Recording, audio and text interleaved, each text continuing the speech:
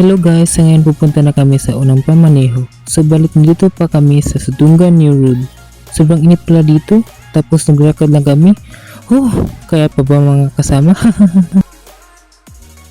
Sa wakas nakasakay na kami sa unang pamaneho at nagbayad kami ng 15 pesos. Katapos sumakay na ulit kami ng jeep sa ikalawang pamaneho. Ayan. Siya nga pala, wala pala si Jumar kasi siya ay nagbibisikleta. Nagbayad ulit kami ng 13 pesos. Hay, street pala magmaneho guys, nakakapagod.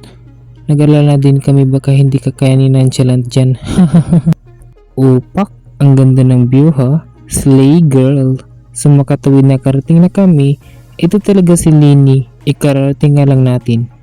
Ay agad siyang naghahanda ng pagkain at tinulungan ko nga din siya.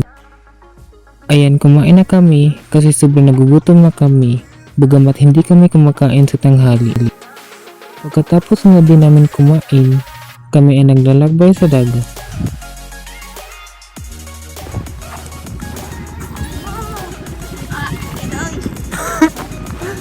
Ang init nga eh. Let's go guys, slay the problem.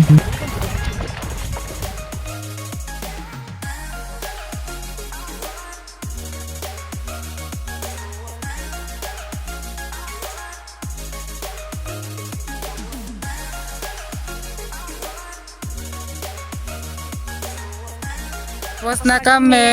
Paalam.